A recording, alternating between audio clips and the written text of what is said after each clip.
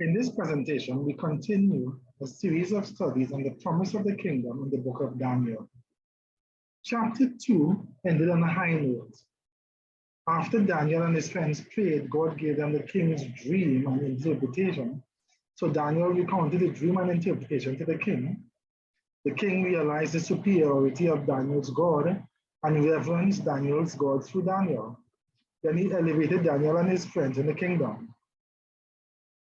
Daniel's friends, Hananiah, Mishael, and Azariah, known by their Babylonian names, Shadrach, Meshach, and Abednego, were set over the affairs of the province of Babylon. Chapter 3 begins in the province of Babylon. From verse 1. Nebuchadnezzar the king made an image of gold, whose height was 80 cubits and the breadth thereof 6 cubits. He set it up in the plain of Jura in the province of Babylon. Then Nebuchadnezzar the king sent to gather together the princes, the governors, and the captains, the judges, the treasurers, the counselors, the sheriffs, and all the rulers of the provinces to come to the dedication of the image which Nebuchadnezzar the king had set up. Then the princes, the governors, and captains, the judges, the treasurers, the counselors, the sheriffs, and all the rulers of the provinces were gathered together unto the dedication of the image that Nebuchadnezzar the king had set up. And they stood before the image that Nebuchadnezzar had set up. So, sometime after the dream and the interpretation, Nebuchadnezzar set up a statue. In his dream, God told Nebuchadnezzar that the head of gold represented Nebuchadnezzar's Babylon, but that his kingdom would end and be followed by successive inferior kingdoms, followed by the divided fourth kingdom, before God himself sets up an eternal kingdom. Instead of continuing to acknowledge this, Nebuchadnezzar set up a statue all of gold, perhaps suggesting defiance to the God of heaven. No, my Babylon will last forever, and therefore I will last forever. And he called all the high officials in his kingdom to the dedication of the statue. The high officials were then commanded to worship the golden statue, monument to the greatness of King Nebuchadnezzar, or else get thrown into a fiery furnace. So, when the music played, everyone fell down and worshipped. Let's read from verse 4. Then an herald cried aloud, "To you it is commanded, O people, nations, and languages, that at what time you hear the sound of the cornet, flute, harp, sackbut, psaltery, dulcimer, and all kinds of music, you fall down and worship the golden image that Nebuchadnezzar the king had set up. And whosoever falleth not down and worshipeth shall the same hour be cast into the midst of a burning fiery furnace." Therefore, at that time, when all the people heard the sound of the cornet, flute, harp, sackbut, psaltery, and all kinds of music, all the people, the nations, and the languages fell down and worshipped the golden image that Nebuchadnezzar the king had set up. But apparently, that was not everyone. Verse 8 tells us, whereof at that time certain Chaldeans came near and accused the Jews. They spoke and said to the king Nebuchadnezzar, "O king, live forever. Thou, O king, hast made a decree that every man that shall hear the sound of the cornet, flute, harp, sackbut, psaltery, and dulcimer, and all kinds of music, shall fall down and worship the golden image. And whosoever falleth not down and worshipeth, that he should be cast into the midst of a burning fiery furnace.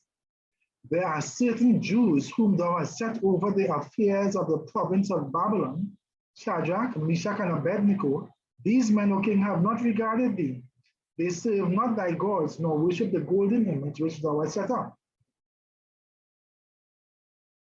Shadrach, Meshach, and Abednego were the Hebrews with Daniel when he interpreted the dream to Nebuchadnezzar in chapter 2. Who was unable to interpret the dream? That's right, the Chaldeans.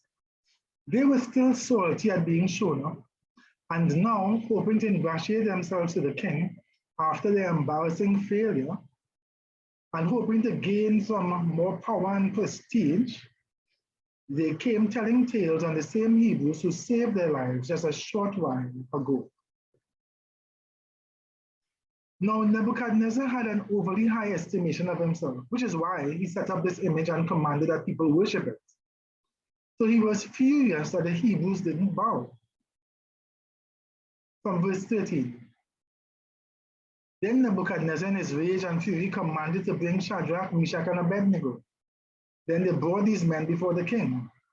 Nebuchadnezzar spake and said unto them, Is it true, O Shadrach, Meshach, and Abednego, do you not serve my gods nor worship the golden image which I have set up? Now, if you be ready, that at what time you hear the sound of the cornet, flute, harp, sackbut, psaltery, and dulcimer, and all kinds of music, you fall down and worship the image which I have made, well. But if you worship not, you shall be cast the same hour into the midst of a burning fiery furnace, and who is that God that shall deliver you out of my hands? Silly king, how could you forget that you had fallen on your face to worship Daniel when he gave you the interpretation from God? Now you want to kill the Hebrews for not worshiping the statue set up in defiance of God's prophecy? From verse 16. Shadrach, Meshach, and Abednego answered and said to the king, O Nebuchadnezzar, we are not careful to answer thee in this matter. If it be so, our God whom we serve is able to deliver us from the burning fiery furnace, and he will deliver us out of thy hand, O king. But if not, be it known unto thee, O king, that we will not serve thy gods, nor worship the golden image which thou hast set up. Shadrach, Meshach, and Abednego, or by the Hebrew names Hananiah, Mishael, and Azariah, were not afraid to live or to die.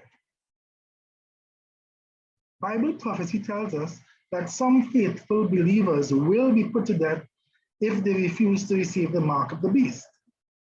Revelation chapter 14, verse 12 to 13 says, Here is the patience of the saints. Here are they that keep the commandments of God and the faith of Jesus. And I heard another voice from heaven saying unto me, Write, Blessed are the dead which die in the Lord from henceforth. Yea, said the Spirit, that they may rest from their labors, and their works do follow them. Have patience, no matter the fearful danger you face. And even so, be still faithful to God. You can't buy or sell, still be faithful to God. Imprisoned, still be faithful to God. There are secular political mandates worldwide right now, but soon religious mandates will come. Still be faithful to God. Be faithful unto death. Hebrews chapter 11, from verse 24 says, By faith Moses, when he was come to years, refused to be called the son of Pharaoh's daughter, choosing rather to suffer affliction with the people of God than to enjoy the pleasures of sin for a season, esteeming the reproach of Christ greater riches than the treasures in Egypt. For he had respect unto the recompense of the reward. By faith he forsook Egypt, not fearing the wrath of the king, for he endured as seeing him who is invisible. These three Hebrews did not fear the wrath of the king. But their lack of fear and their patience and faithfulness irritated and infuriated the king. From verse 19. Then was Nebuchadnezzar full of fury, and the form of his visage was changed against Shadrach, Meshach, and Abednego. Therefore he spake and commanded that they should heat the furnace 7 times more than it was wont to be heated. And he commanded the most mighty men that were in his army to bind Shadrach, Meshach, and Abednego, and to cast them into the burning fiery furnace. Then these men were bound in their coats, their hosen, and their hats, and their other garments, and were cast into the midst of the burning fiery furnace.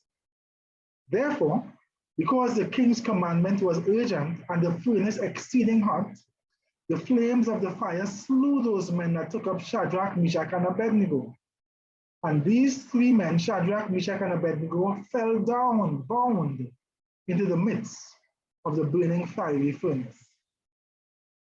The 3 Hebrews were bound, perhaps to prevent their escape, and were therefore carried by the most mighty soldiers to throw into the furnace. But the fire was made so hot that as the soldiers came near, they were burnt and killed where they were carrying the 3 Hebrews, so that the Hebrews fell bound into the furnace. But the king was able to see the furnace from a distance, and what he saw alarmed him. His mightiest soldiers died carrying these Hebrews to the furnace, no problem. That's the risk they were there to take, but no. The Hebrews were still alive, and they were not bound, and they were walking around in the fire. And let's read from verse 24.